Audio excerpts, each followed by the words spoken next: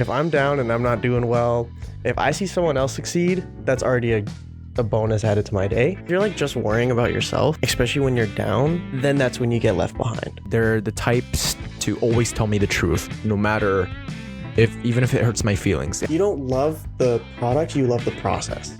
Yeah, because 1% of everything is just the reward, 99% is the progress. As much as it sucks, it's also just, there's good and bad to it. I'm at square one right now, and square infinity is the final level. No one will ever get to square infinity. Even the best designers in the world, they still have more to learn. Hey, yeah. I'm cringe too, but I embrace it. Like, yeah, dude, embrace the cringe. It looks so real. It was terrifying. Looks at the camera and he goes, 6, 7. like what? Hello, you beautiful people. Welcome back to the Long-Term Podcast. I'm your host, Advin Villa. Today, we have fashion designer, model, stylist, and director based in Edmonton, Jackie Ainsworth. We will discuss the importance of helping people no matter what situation you're in, the art of fashion and creating it, and doing things simply because you love them.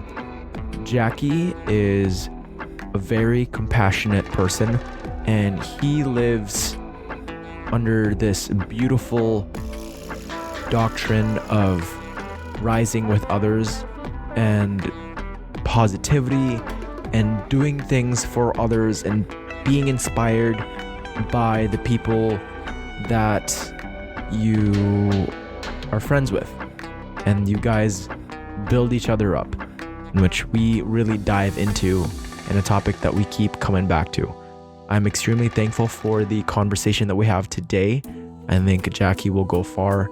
And if you're a person that struggles with being yourself and not feeling enough, this will uplift you and remind you that, hey, it doesn't matter if you are liked by everyone. As long as you are yourself, and you surround yourself with people that love you for who you are.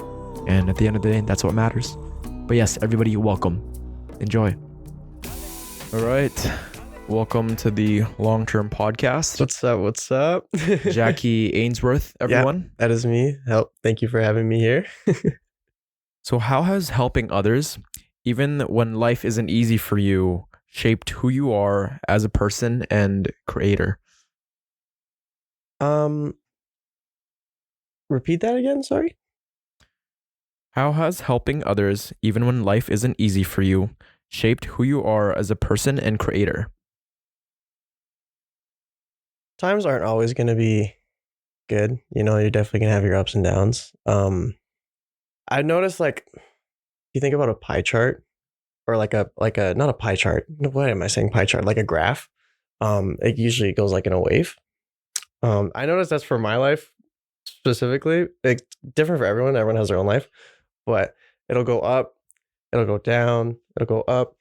But the one thing that I do notice that helps me the most is by helping other people. Like, if I'm down and I'm not doing well, if I see someone else succeed, that's already a bonus added to my day.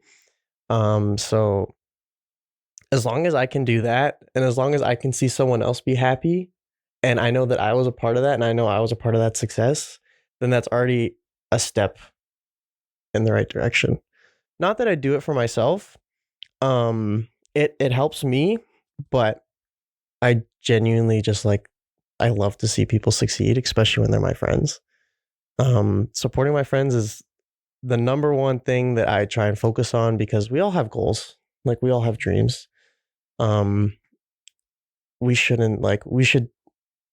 all want a dream as bad as we do. Some may want it more than others, but we all want to get there eventually, right? And so helping each other get there it's just beautiful. And it's just it's just life, you know? Like, what's the point of life without helping? Yeah.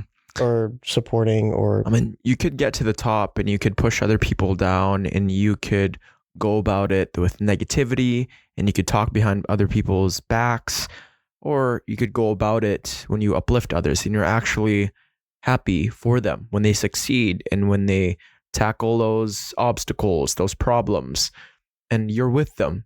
Yeah. Because certainly you can get to the same level in both kind of scenarios, or one where you're positive and the other one where you're being all negative. And positivity brings other people with you up. Because I also live under the doctrine of a rising tide lifts all boats. Like your success is my success. My success is your success. Yeah. You know, my failures are your failures are my failures. Yeah. And if we live by that, like when we truly want other people to succeed, wouldn't this world be a utopia? Because like it would be a lie for me too to, like, I don't feel that 100% of the time, because of course I see my friends succeed and I go, oh, like they're leaving me behind, or I'm a little bit jealous, you know? Yeah. But Yeah. like it's constantly reminding yourself that, hey, that's my friend. And if they get up there, they're going to take me with them. Or if I do succeed, I'm going to do the same for them. Right. And not everybody's going to live by that. Right. Unfortunately. You're going to meet a lot of people that do just want to bring you down. And that's life. And I like what you said about life is like a graph. There's going to be ups and downs. And I think I get so bogged down with life that, oh, I'm down, I don't want to help others. You know what I mean? But in fact, when I am down and I do help others, it's kind of liberating. You know, it's like, when I think too much about myself, I feel locked up. I feel like I'm in chains. Yeah. Yeah. Yeah. And it's also too, it's like if you're just worrying, if you're like just worrying about yourself, like, especially when you're down, then that's when you get left behind. Because if you only worry about yourself when you're down, like, I'm assuming that's going to mean like you don't reach out to your friends, you don't hang out with like all this stuff, like you're not helping out your friends. I feel like that's when you get left behind. And I feel like that's a dangerous game. As long as no matter what position you are in, as long as you are willing to lend a helping hand, then I feel like you could get out of any situation you're put in. Yeah. We can't get through this life alone. I mean, it doesn't matter how strong you are or how resilient you may be. Everybody's got their breaking point. And I think this world is designed to destroy us, you know, in a way. Yeah, I've noticed what I mean? that. Like, I don't know what it is. Maybe it's just like the productivity mindset or like the grind set.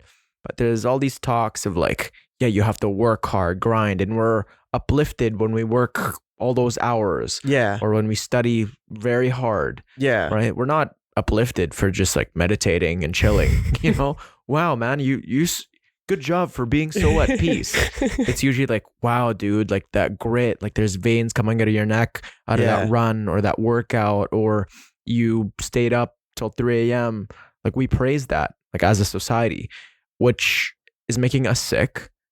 I know there's been certain times where like I'm studying for a midterm, or I'm even this podcast, you know, I get so much praise for the amount of episodes that are released, or the amount of hard work, right? But nobody ever praises me for, hey man, like good job getting your 9 hours of sleep, you know, good job on just being chill and being happy. It's like, no. Even though that's really important too. It's so like, important, That's dude. so important. Yeah. Like, yeah. Being and the night, especially the 9 hours of sleep. Oh my goodness, my mom will go on about that. Yeah, 9 hours of sleep, but sleep is really important. I've actually, dude, it's a foundation for mental and physical health. Oh yeah, 100%. I think it's like such a dichotomy, right? Because a lot of people will do more work sacrificing sleep, when in reality, if they just got more sleep, then their productivity would be exponentially higher. Oh, it's crazy how it higher. works. And we all know what's good and bad for us, right? Yeah. Like you ever look at the clock and be like, probably shouldn't stay up one more hour, but fuck it. You still do anyways. Yeah. And that just comes to self-discipline. Yeah. I guess. Which I'm guilty of. Yeah, we're all guilty of that, right? Yeah. And nobody's perfect. Right. But No. we all try our best though. Nobody Yeah. will ever be perfect. Yeah. So in the fashion or creative industry, competing can be strong. How do you stay grounded in kindness and collaboration? Kind of back to what I said about everyone has a dream. Everyone has a dream. Some people want it more than others, but I feel like, especially in the Edmonton scene, the creative community is very small. What I've noticed. So it's very. This may be like it's maybe different, like in LA, where competition is pretty high, and it's like, like the best comes on top. But Edmonton, like our community is so small that if like we all have the same goal, we all have the same dream, we all want the same thing, we all want to make it big with our passion. And as soon as it turns into like bringing other people down just so you can go up, me personally, I just don't like that. And it's also very like, I feel like that's very selfish too.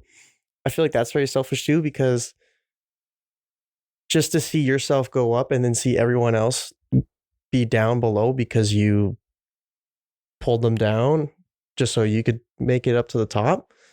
I feel like that competition doesn't actually get you anywhere. Yeah, there's friendly competition. Like you and your friend have a clothing brand and you're like, oh, we should see who gets more sales and stuff like that. And it's like, oh, if you get more sales, I'll give you a free piece or something like that. Like friendly competition like that, like that's fine. But as long as you guys are still supporting each other and helping each other out.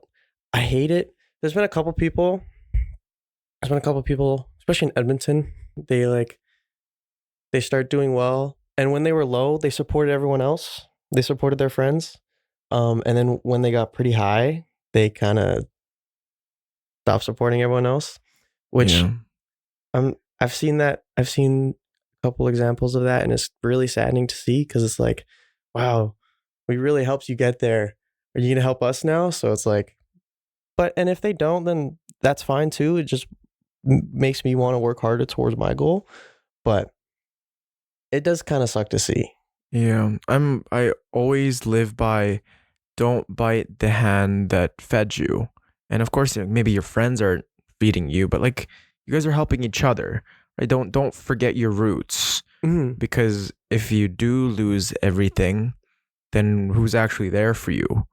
Right? Because I think in business, especially where it's all like shaking hands and you're networking, right? Mm-hmm. Like maybe in the fashion industry or even at the gym, a lot of confidence is derived from who you meet. And as you go up the ranks, there's people that are more popular. There's people that are richer, they're flashier, they have more friends. Yeah. And there's this enticing kind of feeling that you get in like, oh, why should I hang out with my friends who only have 500 followers? Like, I want to start hanging out with these people and like, look at them. They're like this social butterfly. But like, it's good to never forget about the people who are there for you when you're at level 1. Like, yes, maybe you skyrocketed to level 70, but who's gonna be there for you? Like who loves you for just you, not the fashion, not the followers, like how much money you have. Who loves you for just you? You know what I mean? And I always come back to that because like, what if I didn't have this platform? What if I didn't go to school? What if I was just me? You know? Yeah. Like who would be there for me then?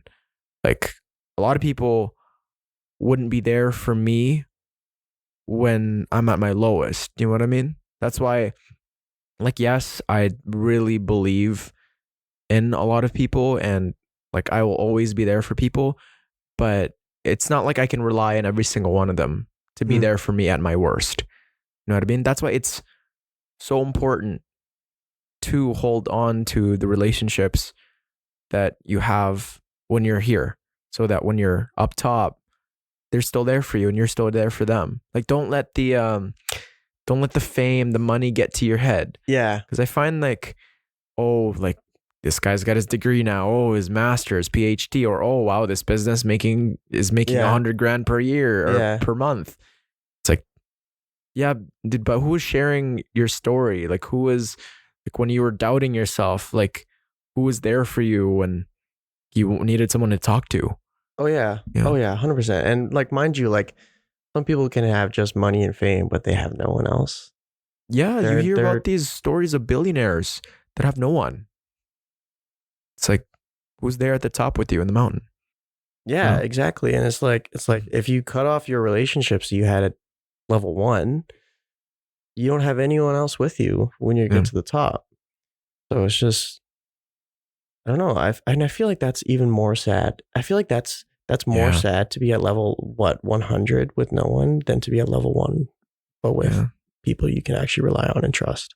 Yeah, I hear a lot of celebrities or like very, very successful people talk about it, where it's like when people approach them, it's like, does this person just want something from me or do they actually like me? You know what I mean? Yeah. And I feel like I'm not there yet, you know, we're Yeah. still, Fair but enough. like it seems kind of lonely, like thinking about it, because like a lot of people want to be famous, right?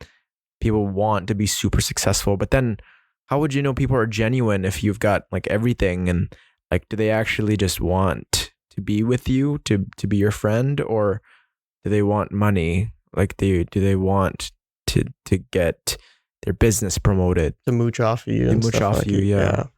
Which that's why like it's so important to me that I always call my buddies to just check on them. I know the ones that have always been there for me.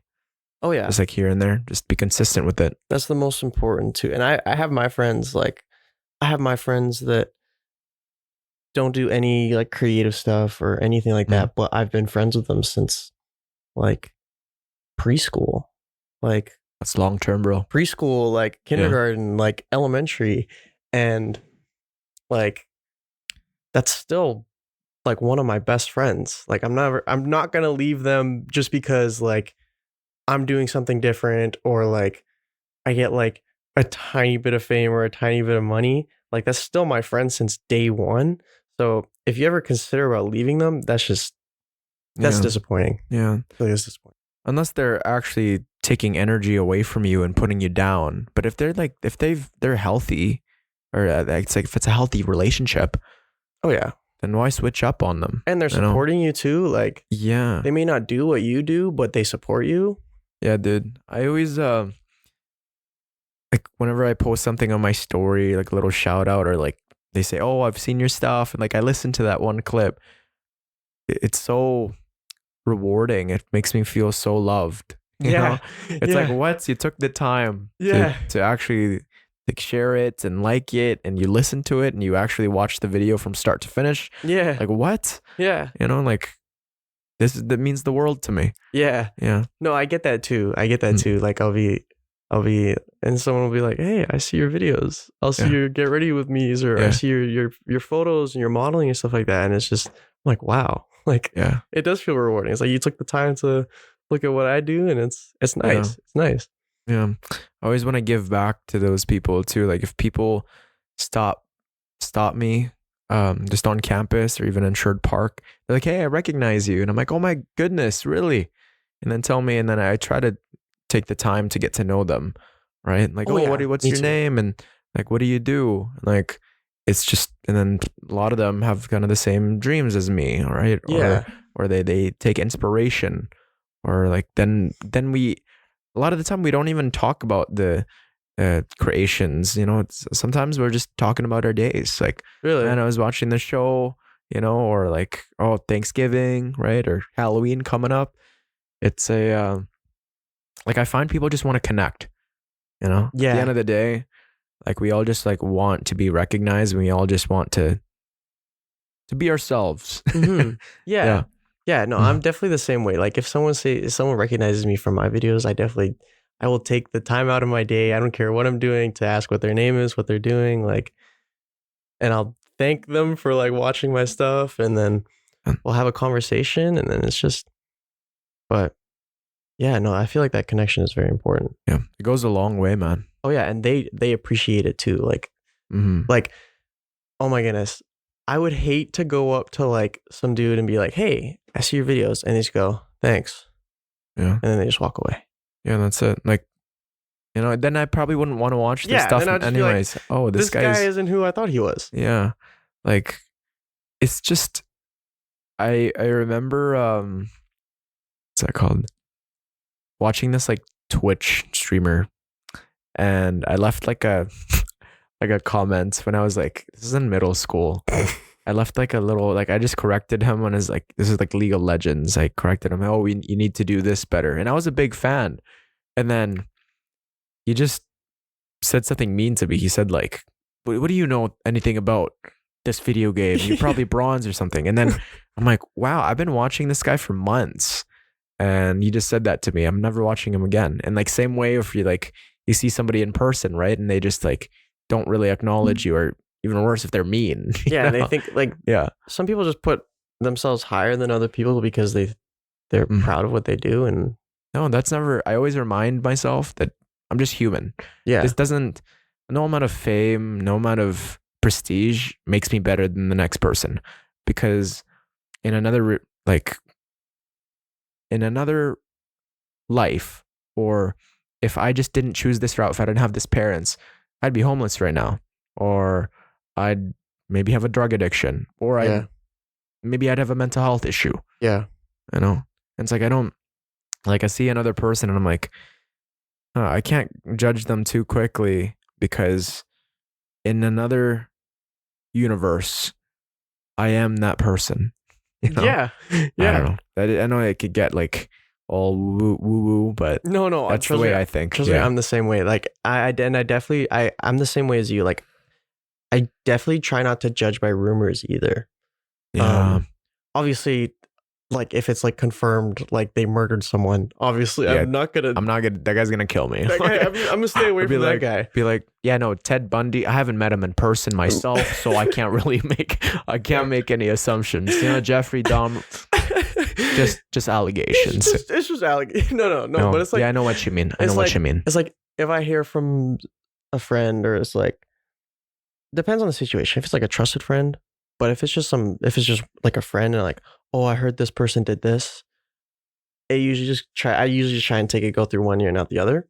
Yeah. No, I get that, man. When I got buddies who I trust, my day ones, and they're loyal to me, and they're the types to always tell me the truth, no matter even if it hurts my feelings. And I love those. Like, shout out to my boy Adri. Adri always tells me the truth. Shout out Adri. Yeah. even if it hurts me, and I love him for it. And he's like one of my closest friends. But if he tells me that guy is mean, that guy's rude, disrespectful, because he actually has evidence for it, I'm like, oh, maybe I'll be weary around that guy, or I'll be cautious. But I'll still be kind to him. I'll still try to talk to them. But more often than not, he's probably right, and it reveals itself. Yeah. Versus if this is a friend, a person you've met a month in, maybe at a workplace, maybe at an event, and they start bad mouthing this other person. It's like, I've never met that person. I don't really know you. Why are you bad mouthing this person? You're probably doing the same thing to me when you're talking to him. Oh yeah. So I've met a lot of those people too, and I'm just like, okay, I'm not gonna hang out with this person. Yeah. And it's like you're that comfortable to tell me, someone you barely know, business about someone else. Yeah. It's like, what are you saying about me to someone that has no business with me either? Yeah. So it's just, and I definitely have my day ones too. Like, yeah. I have my like most trusted friends. They're not like they haven't been there since like day one, but they're my most trusted friends, and they've probably been my most trusted friends. Bro, but sometimes quantity of years doesn't mean quality. You know what I mean? Mm-hmm. Like I have this friend Harry. I've been friends with him for maybe like since like March, and we've just had such a like good connection. Like I trust this guy with like everything. And then I have my friend Sai, who I've been friends with like all of high school. I would trust this guy with my life. I have like literally whatever he says. Like I'm the same way. Like he'd tell me, oh, this guy isn't very nice. I'd be weary, but if I do end up talking to him, then I'm also going to make that judgment for myself. And then I have this friend Sean who's been there since like kindergarten, and he's that friend that keeps it real with you. Like if you're messing, if you're doing something wrong or you're messing up, he'll tell you. He'll be like, "Yo, don't do that. Chill out. Like grow up." Exactly. No, Yeah. and you need those people. You need those that. friends, because if you're surrounded by just a bunch of yes men, Yeah. you're not actually gonna go anywhere. The next thing you know, you're an American Idol and you're embarrassing yourself. Yeah, like dude, that is the worst case. When I think of like people that have been lied to, like I'm sure they probably have loving friends, but they just don't want to tell them the truth. That's like the American Idol, X Factor, embarrassing auditions. Yeah. Yeah. It's like, never mind. And then like the judge is like, what? Simon Cowell's like, get off. I'm like, but my family and friends, they told me it was great. Yeah, no, you can get too positive, and you can have people that say yes to me all the time where it's a delusion, or no too many times too negative where it's like now it also becomes a delusion and it catapults you into just like negativity and you don't believe in yourself anymore. It's good to be in the middle. Yeah. I know. Yeah, it is really, really important. Yeah. Can you share a time when helping someone unexpectedly came back to inspire or empower you in your own journey? I will say, like, out of my we all kind of started doing like creative stuff, all my friends, around the same time. Some before than others, but I definitely would say I was like probably one of the first ones to get in the modeling business out of my friends. Like obviously there's people that have been doing modeling forever, but like out of my friends, like I was probably one of the first ones to get into that modeling business. And so people would be like, "Hey, that modeling is so cool, blah, blah, blah, blah, blah." And I'd be like, "Let me get you in a shoot." I'd help them out, get them in a shoot. They start modeling. All of a sudden they get so inspired and they start doing their own stuff. They become photographers, they become brand owners, they become like directors and stuff like that. And then once they're doing stuff, they're like, "Hey, come model for me, come model for my brand, come act in my commercial, come do this." So me helping them came back to me, and it inspired me. And it inspired me to know that like I helped them get to where they are, and now it makes me want to get to where I want to be. Yeah, dude, that's a long-term investment, hey? I heard that the best investment you can make is the relationship you have with others, and it pays dividends. And I've heard that's been more and more true with every single day that I live, is because when my relationships are stable with my family, with my friends, and I actually uplift them and I inspire them and they inspire me, it's like I always have someone I can go to, and they have opportunities and doors are opened, and like with your friends, and they're inspired by what you're doing, and they want you to be better and you want them to be better. And like it goes back to like the theme, I guess, of, you know, Jackie Ainsworth and like helping others. And it's like a rising tide lifts all boats. Yeah. What's something you've continued to do purely out of love, even when there was no promise of recognition yourself or reward? My drawing. Oh yeah? My drawing. I have an iPad like yours with an Apple Pencil. I just got it and I'm just abusing it every day. But because I have a brand coming out. Not to self promo or anything. But, plug it, man. But plug it. I have a brand coming out. I'll talk about it later. But and I do most of my clothing drawings on the iPad. I use this app Procreate with the Apple Pencil, and people don't know when I'm drawing, like what I'm drawing. Like people rarely see what I'm drawing. Like usually my closest friends usually get to see what I'm drawing, or when they ask. But I never really show people. I don't show people to be like, "Hey, look what I did," because I want to see them have a reaction towards it. I simply just draw because it makes me happy, and it's also it's working towards something. I love that. Yeah. Yeah, thank you. And I wouldn't say drawing is like my passion, but I think it's in taking like I drew a lot when I was a little kid, and I stopped for like 10 years, and then all of a sudden I got back into it once I started like my It's like, oh, what's missing in my life? Yeah. And then you get back into it, and it's like, oh wow. Yeah, You and know? it was like a thing I did a lot as a kid, and now it's like a thing that I do as an adult, but I do it like kind of professionally. Mhm. And it's not that like drawing is my passion, like making the clothes is definitely my passion, but I think that the fact that drawing and that work towards making the clothes, like whatever you work towards making that clothes or making that passion, also kind of turns into the Yeah. like your passion isn't, you don't love the product, you love the process. Yeah, because 1% of everything is just the reward. 99% is the progress. Exactly. Like, what would you, if you weren't paid to do anything? Like, let's say jobs didn't exist. Like, we all had universal basic income, and there's no way to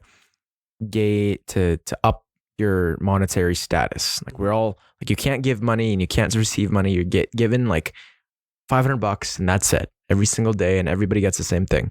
What would you do with your life? A lot of people would start acting. A lot of people would surf.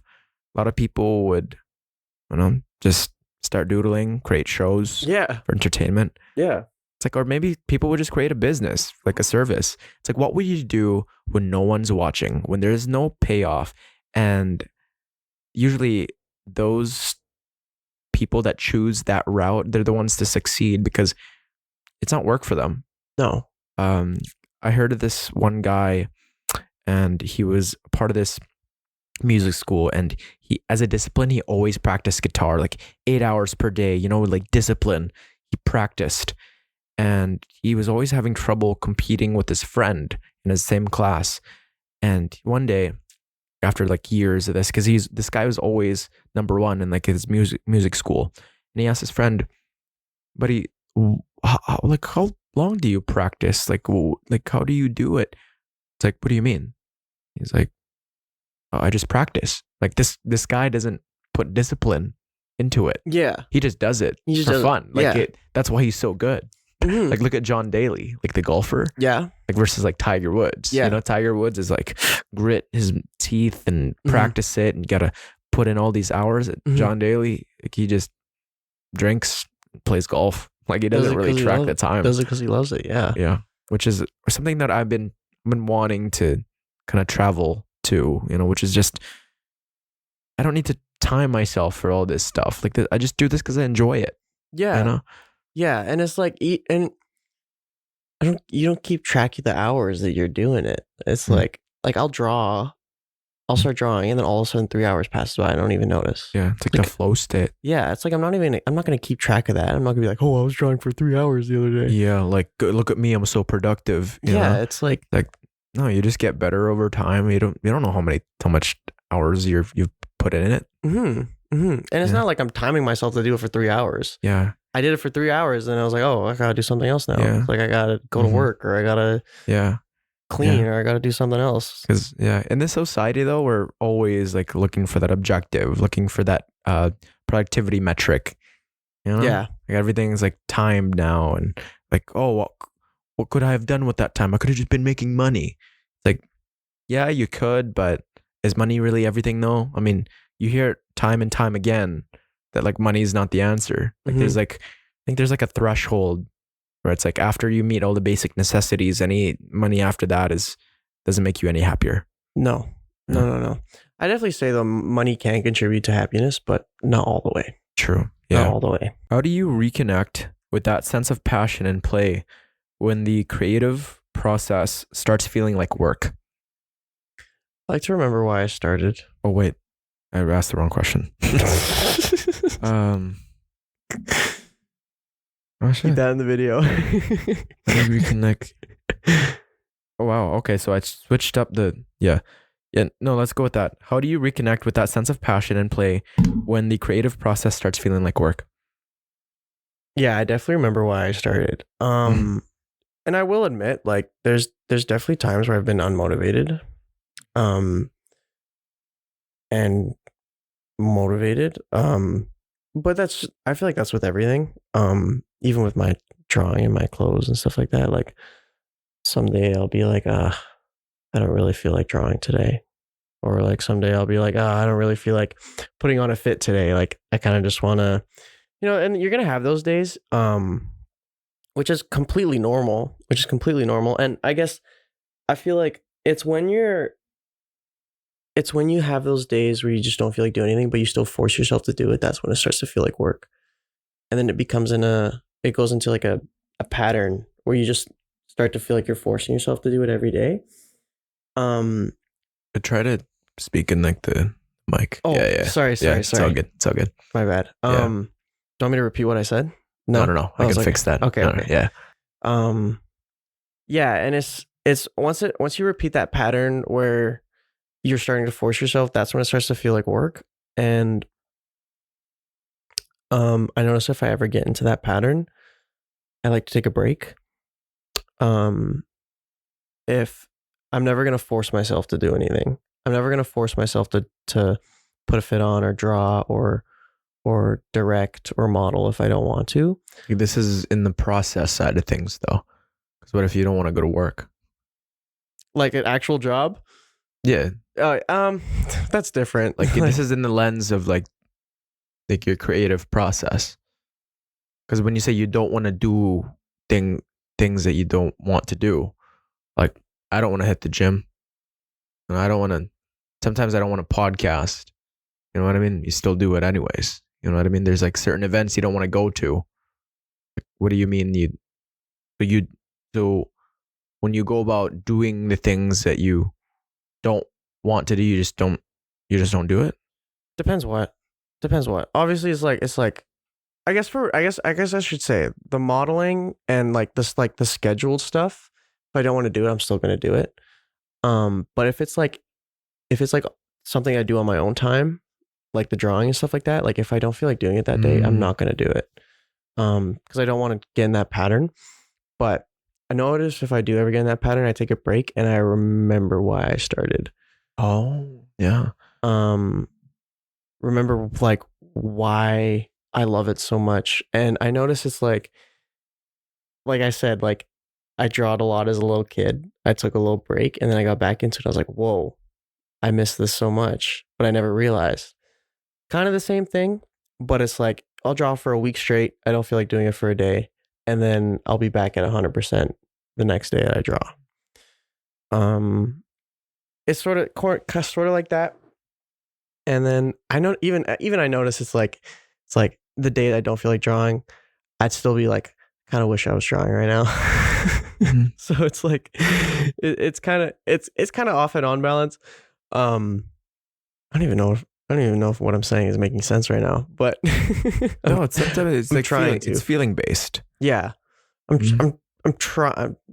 It's like there's you go about it with the creative process in mind, where if you don't have the energy to feel the joy in the process, then you can't give it your full effort. So you take back to reflect and to gain that passion again, to get that kickstart, or to remind yourself of why you started in the first place.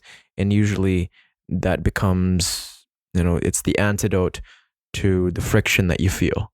Mm-hmm. Yeah, that's definitely a better way to put it. I'm the same way, right? You reflect and you go, why did I do this in the first place?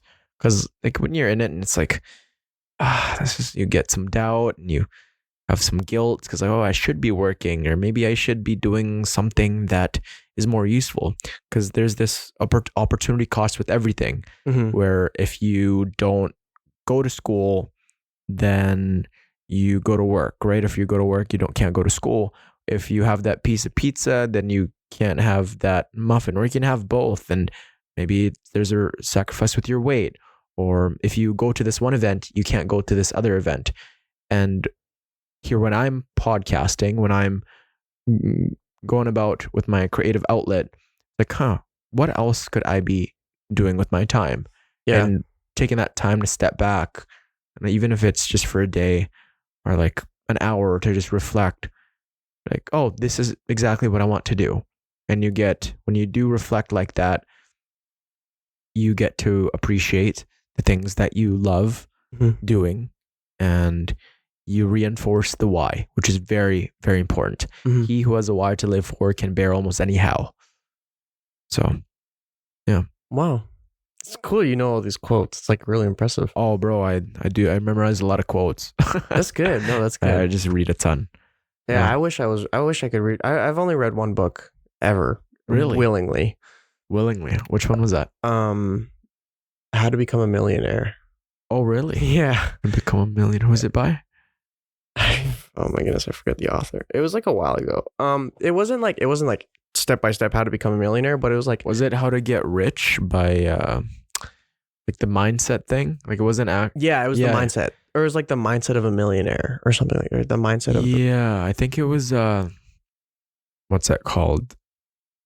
Was one of the chapters like envision who you want to be with or who want to become and like have like a board with them and you guys like all talk about the future? I think so. Yeah, yeah. I wrote it down in my notes. I wrote down like Yeah. most of the chapters in my notes just to Yeah. remind myself. I read more, man. It's really good for you. I know it is really good for me. I have really bad like ADHD. Yeah. But so it's pretty hard to read, but I Yeah. need to get back into Or it. like audiobooks. Mm. Yeah, that's a good mode to go about it. What advice would you give to someone afraid to pursue something just because they love it without overthinking where it will lead?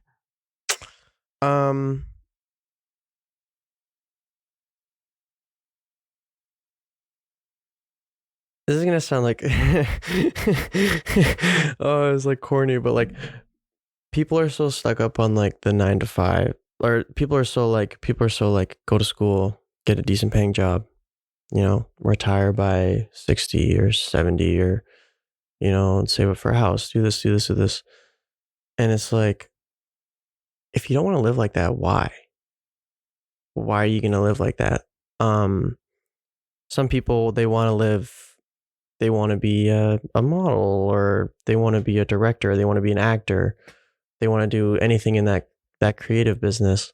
And I'm like, if you want to do that, why are you like just going the normal route, like working like a 9 to 5? Like, you're not going to find any joy in that, and you're just going to be miserable. I also think that there's no point in life when you're not doing what you want to do. You're supposed to live life. Yeah. We're in the present right now, like, and you only have so much time too. Like, you never have unlimited time. Yeah. People say you can have all the time in the world. You don't. You have 24 hours in a day. Half of that is sleeping, half of that is you're awake. And so you only have so much time to actually do what you want to do, and especially in the state you're in.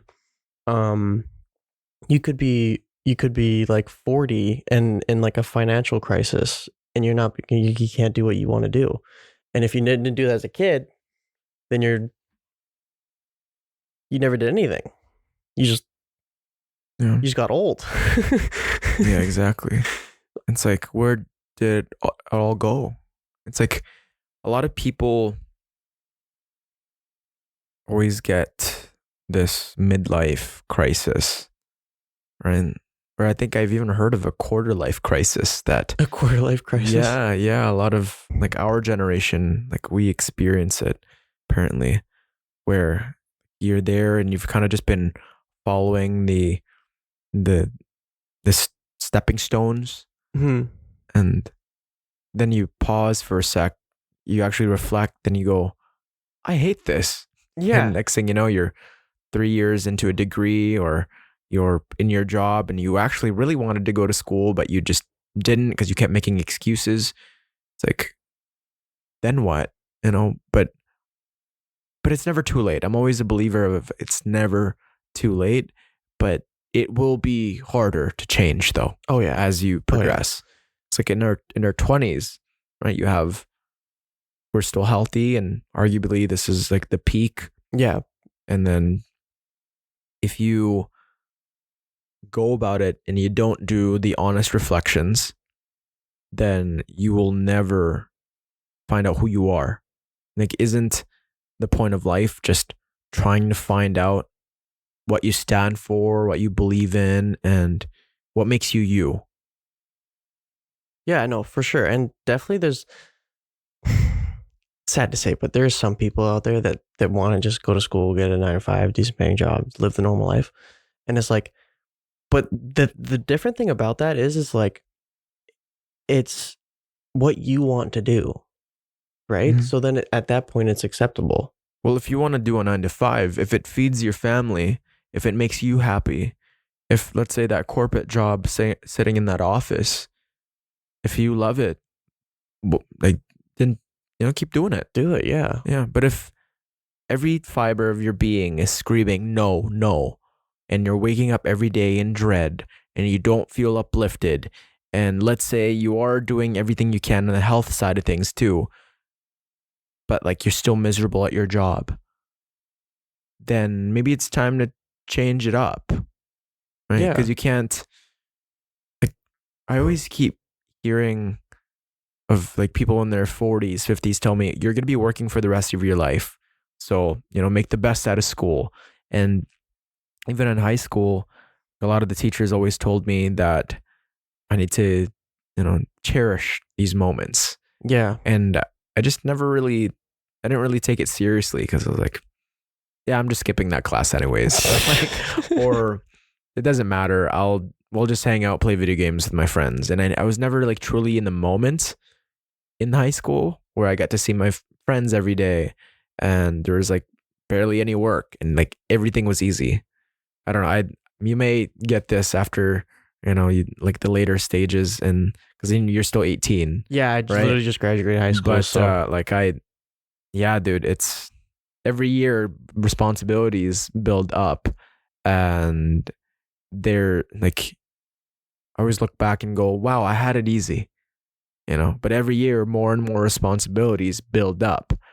And it's always just good to take some time to cherish the moments you have with your friends. yeah. Because come to find out, people get busy, man. A lot of people stop hanging out.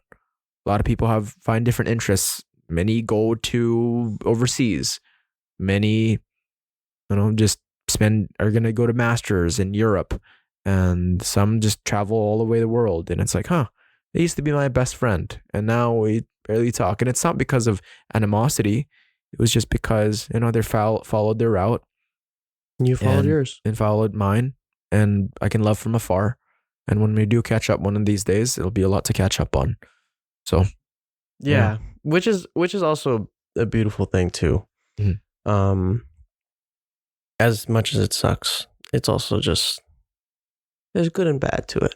Yeah. There's good and bad to it. Yeah. That reconnection and then also the disconnection too. Yeah. Bittersweet. Right? Yeah, bittersweet.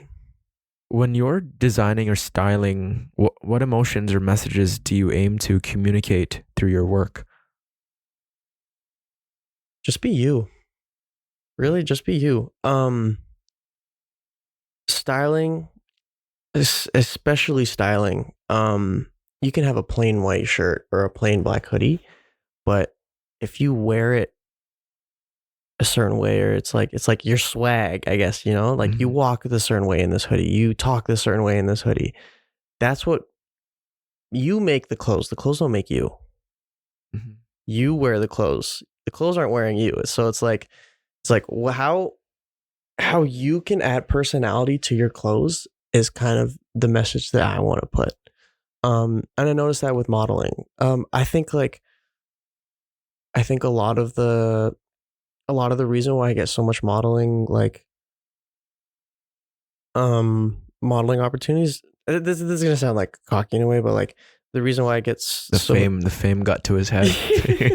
no, sorry, but like it's no, I'm kidding. Maybe the reason why I get so many modeling opportunities is because I add my own like swag to the clothes, or like I wear it a certain way. Mm-hmm. But that's really just because I just want to be me, so I'm just trying to be me. And I don't want to be known by what I wear. I want to be known by who I am. Yeah. Do you know Jay Shetty? He's like, he wrote Think Like a Monk. He's this, he's very, very big in the self-help scene, and I think he was a monk for a bit, and then now he's like a life coach essentially, and he's friends with these high profile celebrities, Mm-hmm.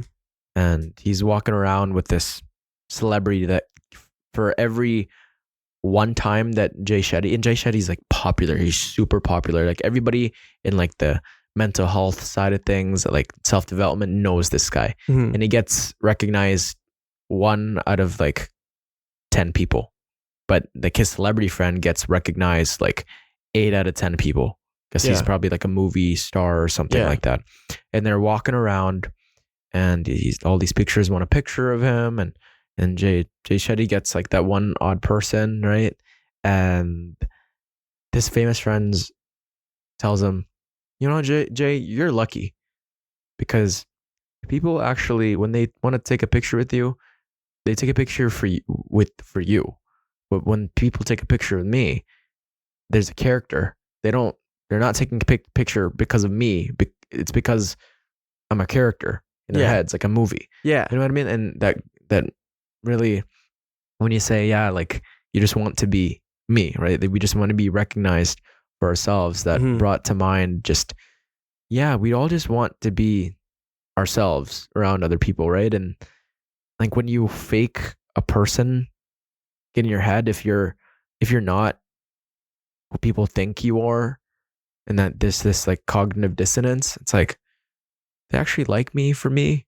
Yeah. You know what I mean? Am I good enough? Yeah. But yeah, I'm the same way too, where it's like I really, really just want to be me. Yeah. You know? Yeah.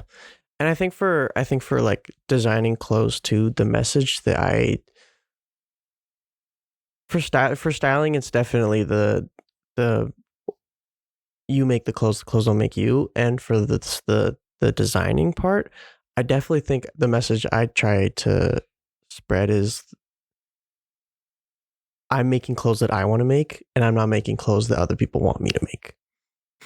I think I mentioned this, or probably, I don't know, maybe I have to think. But if you have a clothing brand and you're making clothes, and someone tells you to make this hoodie with this design, but you hate the design, you hate the hoodie, you hate everything about it, but you just do it anyways, you're not gonna enjoy it. And that also can go back to the where it starts to feel like a job. Mhm. You starts to feel like a job when you're doing things in your creative process that you don't actually want to do. You're only doing it because you think other people want you to do it.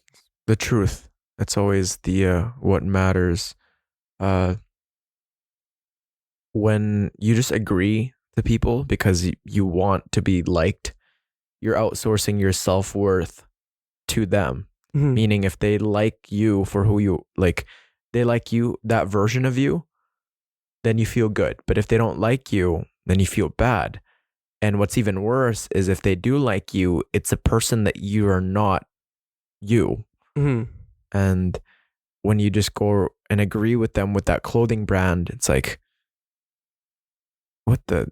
Not only is it just like a big slap to the face to you, but deep inside it hurts more. Yeah. You know? And something about the truth, man, that I was listening to Emma Watson's podcast with Jay Shetty yesterday, and she said, it's not by her, but she said it in the podcast. It's truth without kindness is brutality. Kindness without truth is manipulation. You know? It's like when you just tell to someone the truth, they're not being kind to them, and like you're just, yeah, you're fat, or like, oh, you're this, you know, you just say whatever's on your mind, but it's like it's just mean. Or if you say something, oh, like going back to like the singers, like you're a great singer, right? Then it's just you're manipulating them.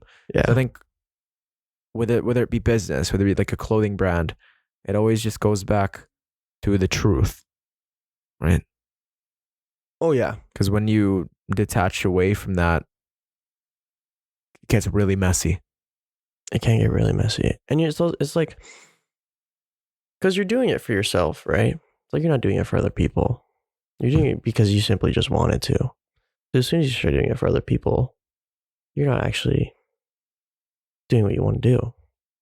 Yeah. And it reminds me of this this study they did. So they touched one rat on the wheel. Was it a hamster or a rat? But one of the rodents. And exercise, right? Exercise for all living beings, it always just makes you healthier. Yeah. Right. And what they found was the rat running in the wheel obviously became healthier. Biomarkers of improved cardiovascular health, improved mental health, improved regulation with himself. But then they attached another rat. So rat A's wheel was attached to rat B. So, but the rat B, he was forced to run. So they were doing the same amount of exercise, like running, but rat B was forced. And the same exercise, right? Like same, they kind of controlled for kind of age as well and body type. And they found that rat B's biomarkers were all negative because he was forced to do it. Really? Now, rat A just did it willingly. He just ran on the wheel. But rat B was forced because it was attached. So anytime rat A had to run, rat B was forced. And it kind of expands onto life where if you're forced to do things, it's just going to be worse off for you. Oh, mentally, physically, spiritually. Everywhere. Yeah. Every way. I didn't know that. That study's actually, that's Isn't that really interesting? that study's cool. Yeah. It's like stuff like that that's like just not known to the public. No. Right? Where it's like the times I've been forced, man, I just like when my parents forced me to like do the dishes or like go clean stuff. I was just about to bring something up. Yeah, like that. I was like, I'm grumbling, like I don't feel productive. It's like a chain and ball on my ankle. But when I'm like, I feel really caring today, I'm gonna do the dishwasher. I'm gonna do the laundry. You're happy to do it. And then I'm really happy to do it. Tick in. There'll be like a couple times where I feel caring. I'm like, I'm gonna do the dishwasher today. And then just about you do the dishwasher, your mom will ask you to do the dishwasher. You're like, I don't want to do it anymore. No, exactly. or like I'll be like, after I eat this meal, like I know the kitchen's messy. I'm gonna clean it as best as I can. My dad comes by, hey, don't forget to clean the kitchen. I'm like, now I don't want to. Now I don't want to do it. I was gonna do it at the kindness of my heart. Or like, dude, one time at the kindness of my heart, I shoveled the driveway, and I always grumbled about chores. I just did it because I felt positive. I think maybe there was some inspiration at school. Yeah. I got in and told my family, hey, like I shoveled the driveway. And after a long day of snowing, my dad goes, you missed a spot. I'm like, last time I'm doing the driveway now. Yo, I would be so mad. I would be so mad. But like stuff like that. He doesn't do it anymore, but like, I don't know. I was pissed. Yo, I was like, I would be too. But like, be too. I don't know.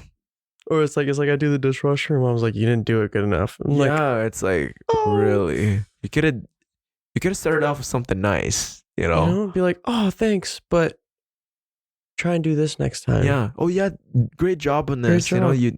But like, yeah, maybe next time, just put it lightly. Like it was a bit too fast and everything's disorganized. But thank you. I'm guilty of this too sometimes though. When I like focus on the negative, you get that negative side. Yeah. It's not good. It's not good. No, fair enough. Yeah.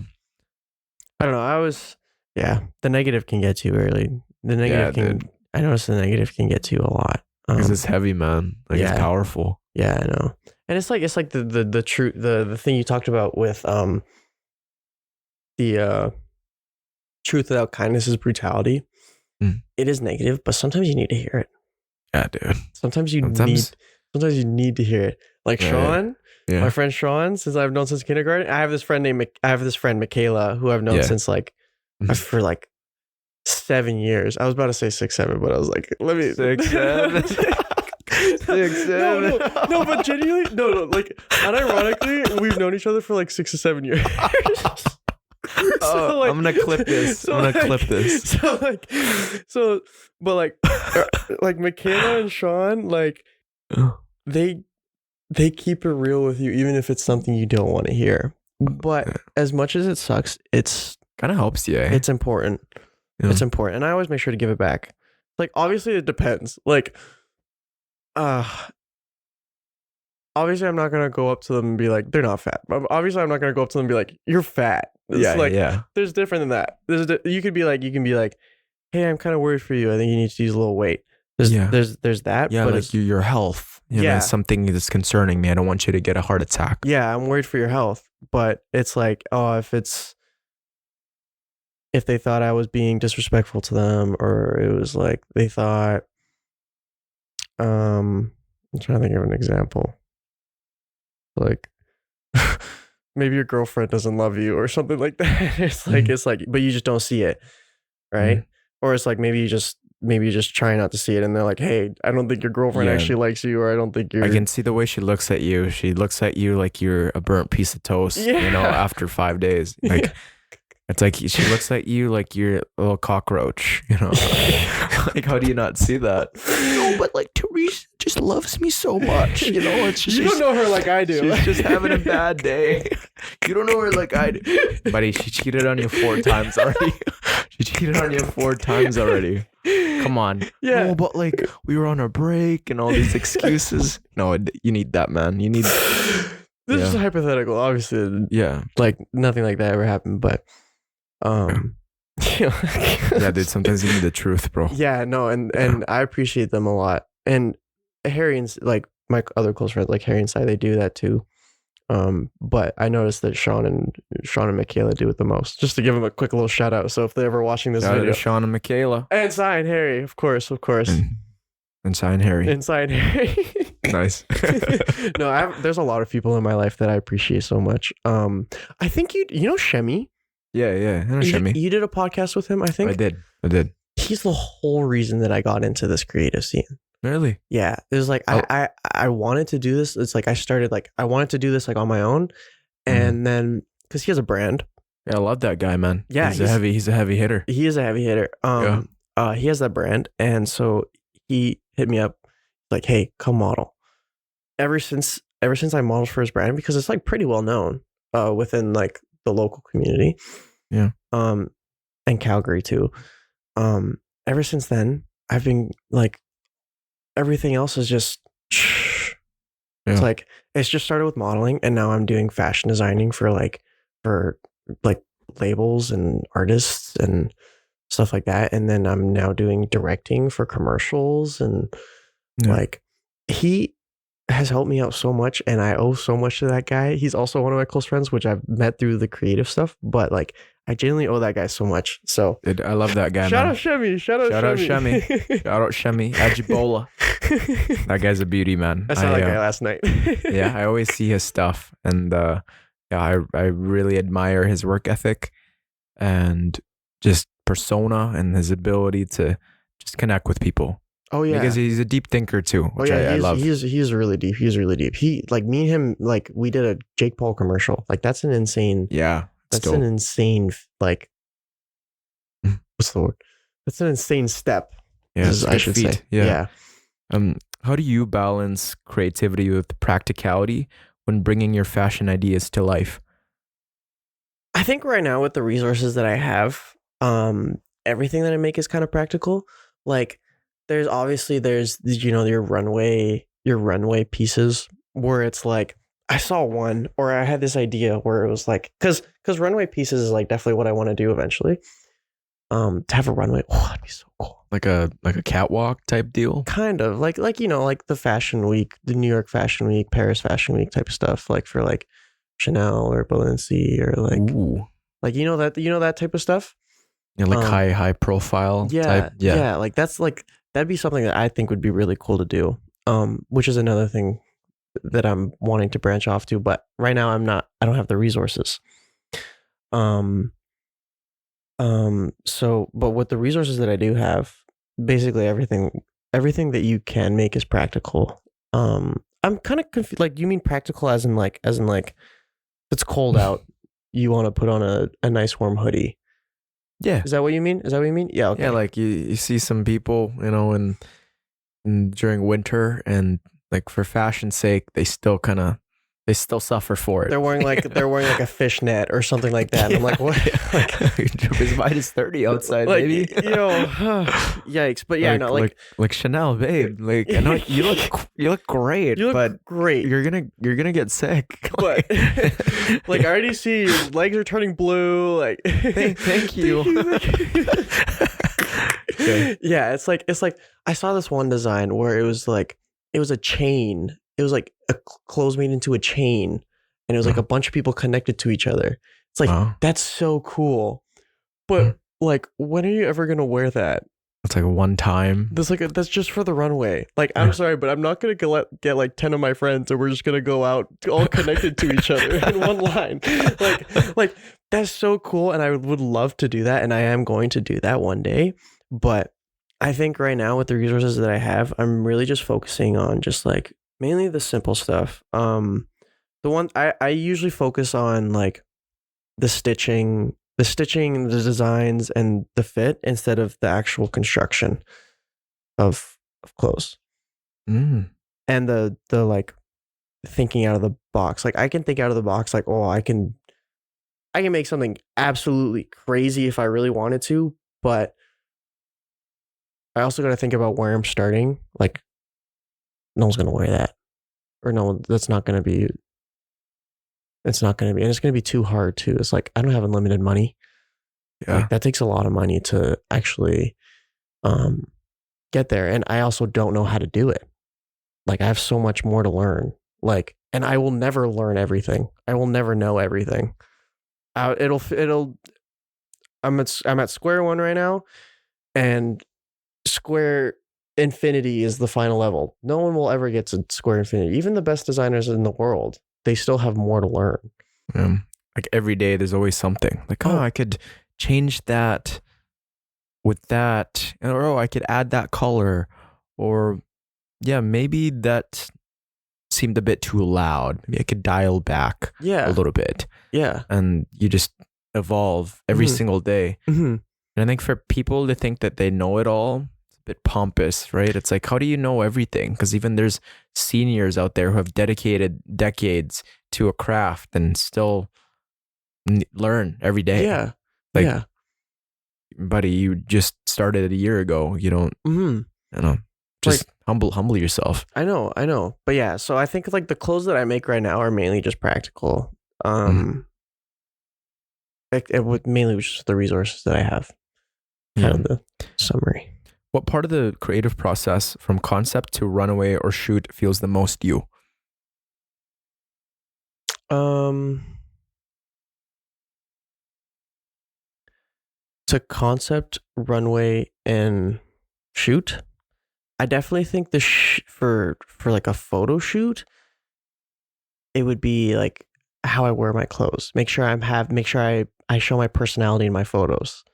Because I see a lot of photo shoots, and they'll ask you to wear the clothes, and they'll just be like, like they'll just be like a straight face. Like, there's no, sorry, there's no personality in that.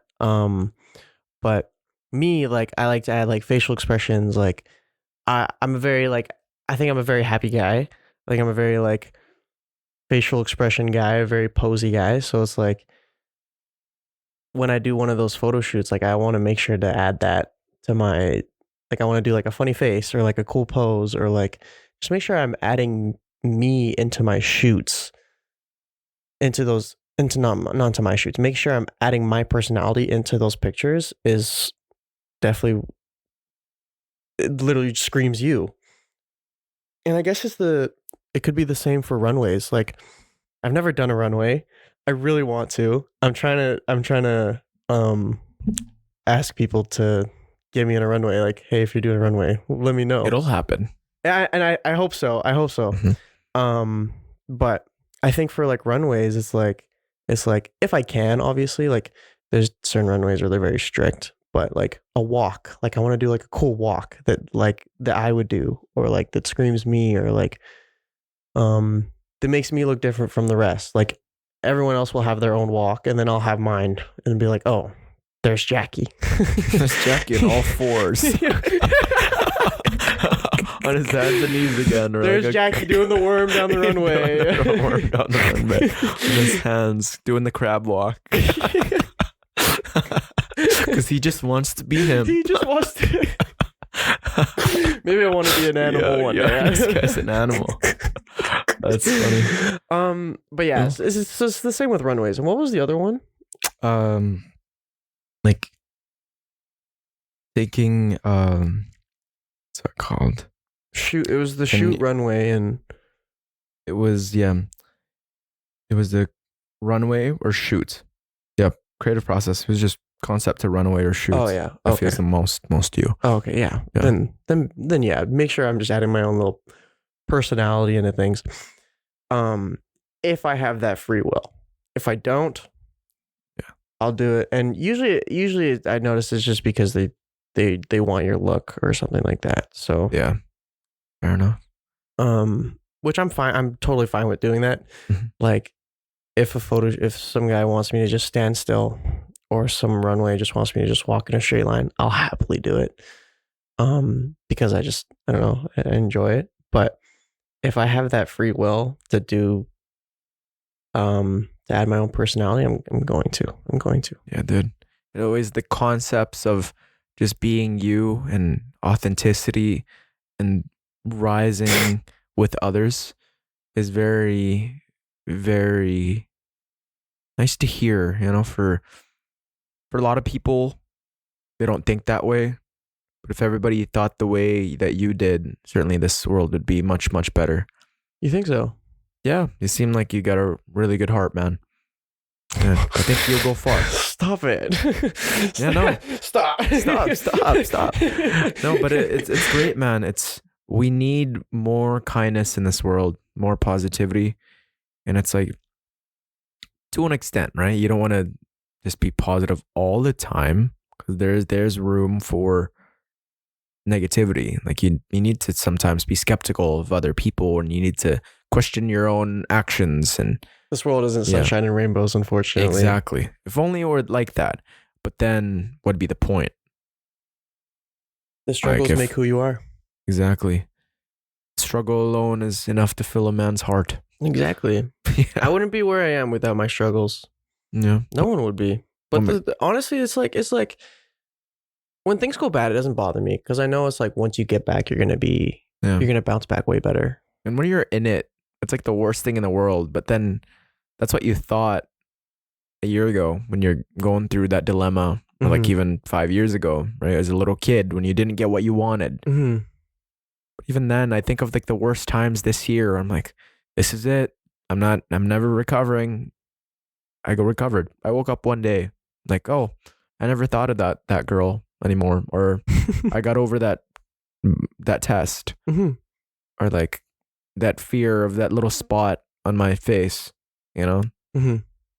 So I think we worry too much, right? And that's why there's so many practices, so many programs of ways to relax and ways to be able to calm yourself, like meditation. And like that's why self-help is so popular. Yeah. Right? I think I've realized too that a lot of my suffering is because of me. You know what I mean?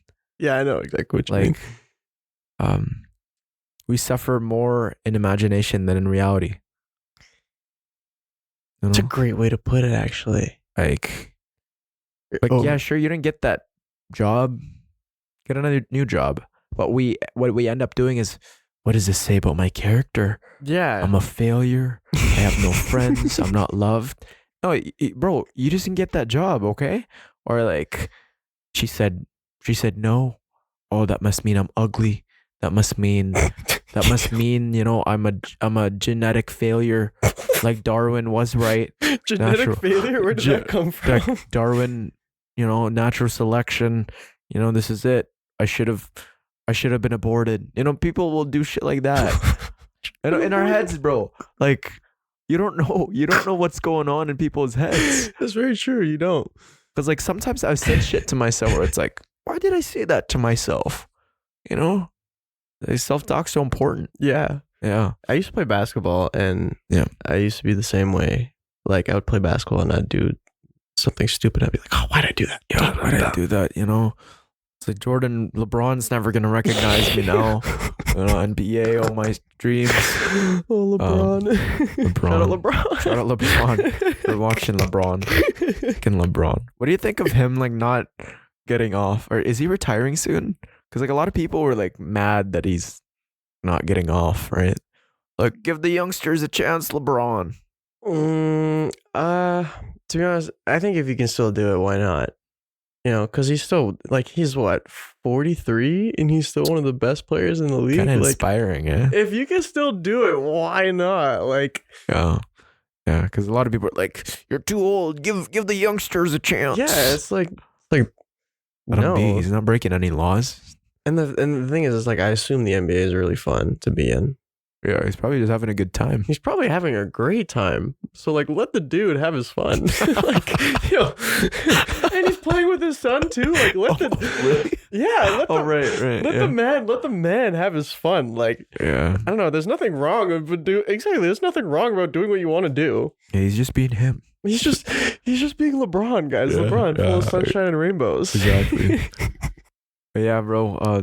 Thank you so much for coming on the long-term podcast today, bro. Yo, I was so Yeah, it was good, man. It was a good time. This was full of sunshine and rainbows. Yeah. You'll have to keep me updated with your different projects, man. I got you. And we have to stay connected because We have to. I'm really excited as to what you have in store for you this year, next year. Oh, I'm so excited. Just keep being you, man. Of course. Whatever this is, come back to this podcast if you what's it called? Like this podcast episode, and listen to what you have to say.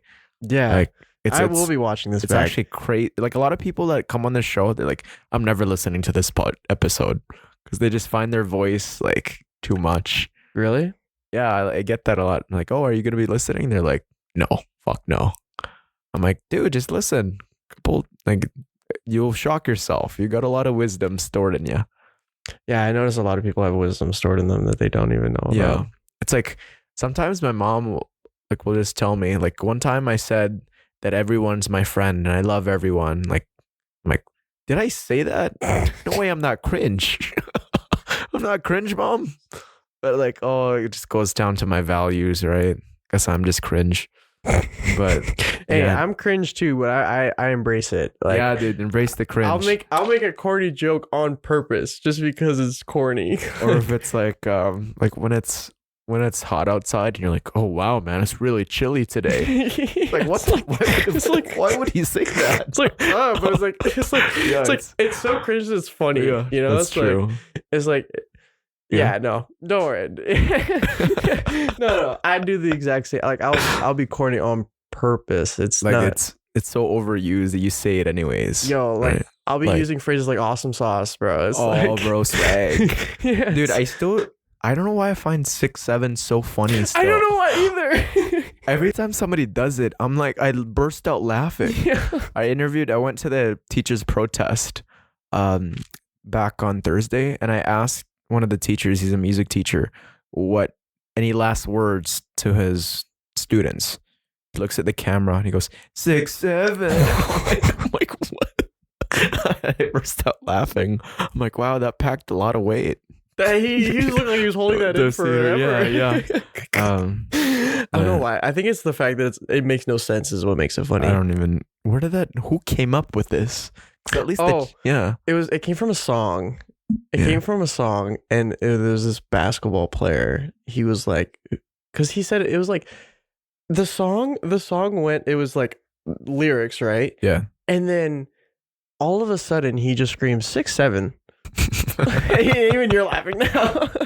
That's funny. It was just a song, and all of a sudden he screams 6'7". That's so and funny. people found it funny, and this one basketball player found it funny. So, and he was pretty known on like TikTok and Instagram, and so he was just spamming it when he was playing basketball, and then I guess it caught on, and then it was used unironically, like it was used like an actual joke.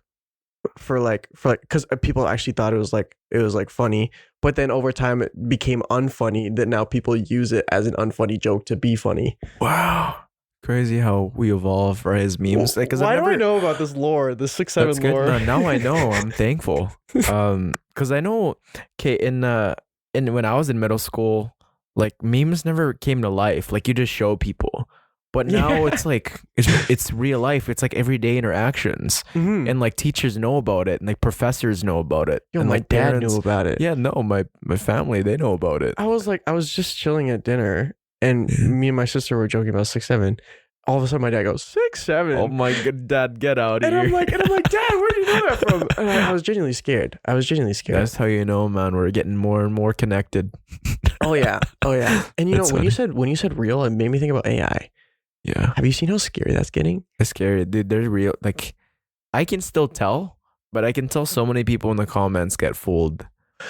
Yeah. There was the day it was actually 2 days ago. The first time I ever actually got scared was because I have a friend whose Instagram account got hacked, and they posted on their story saying, if you want to make money, do this. Yeah. But it was their face. Like it looked like a video of them recording it and Damn. saying like, hey, I want to do this. Like, That's hey, crazy. hey, I'm making money, do this and that. Hit me up. And it was like their That's face, scary, man. their voice, everything about it. And I'm like, there's no way AI is this good. So I was genuinely like, yo, let me Yeah. make my money. So I texted them. I was like, put me on, guys. Yeah. And then the way I found out that it was actual scam is the way that they texted. Yeah. They texted so formally because the person didn't sound like my friend. no, it didn't Yeah. sound like your friend. And then later, I see a new account follows me, and it says old account got hacked. And I'm like, what was I looking at then? Did you make that video? And they went, no. That's scary, bro. And oh my goodness, I have a picture of it on my phone, but it looked so real. It was terrifying. That's mind-boggling, man. Yeah, and I'm just scared about what else they can use it for, which is it's a serious topic. But yeah, I came across this ad where like you could kiss your crush. I saw And that. I'm like, I saw that too. isn't this like against the law? Like, that's isn't that like your kid? I don't know. Wait, because it's not. I guess it is sexual, but like it's not their consent, but it's not them. It's not a picture of them, but like. But then, yeah, it's crazy, man. I don't know. I'm like, wait, why is this an ad on like Instagram? You know what I mean? Why is this even an ad? they should make some new laws over that. Because I know, like, of course, like the obvious stuff, like you can't ChatGPT other people naked. You know what I mean? But like you could. I'm sure there are other people doing it. Fortunately, but like, yeah, it's evil, man. Like a lot of like you can really use it for evil. Oh yeah, it's really scary. Yeah. It's really scary. I mean, I just use it to get through school. So yeah, and there is ways you can use it to your advantage. My dad tried it. My dad taught me. Is like it's actually a really good studying as long as you're not cheating on your tests. But which I know some people do. I know. There's people out there with their degrees, and it should just list ChatGPT. Like, it should just be put like credits to ChatGPT without it. And they become a brain surgeon, and they're like, guys, pull up the ChatGPT. It's like they became a brain surgeon through ChatGPT. It was like, as long as you're not cheating on your tests. If everyone started cheating on their tests with ChatGPT, the whole world would be in flames. But that's so funny. You can use it actually for good studying. Yeah, studying tools. It's like a tool. But yeah, Brood. Let's take this to land. Thank you so much again. Of course. And I'm thankful that you were on the show today. And I think in the future, hopefully you come back. I will. I will come back. I'll be back here. And do you have any last words to the audience? Check out Long Term Podcast. Brand on the way. It's gonna be called Fumu. I'm excited for that. But yeah, no, thank you so much for having me. Your voice is like very like You look like you trained for this. Oh yeah, dude. I've watched a lot of talking videos and stuff. It's like you're. I don't know, but I noticed like when you speak, it just comes out so fluently. It's Oh, like thanks, man. Yeah. Thank you. That means a lot. Yeah. If I were to watch this, you'd be very easy to listen to. Yeah. Thank you, brother. That means Of a lot. course. Of course. And as always, to everyone listening and watching, there is a place for you in this chaotic world. Never lose hope. Strengthen your faith and keep it long term. Jackie Ainsworth, everyone, check him out. Toodles. Peace. That's it. Amazing. And then, yeah, I just need a picture of you real quick.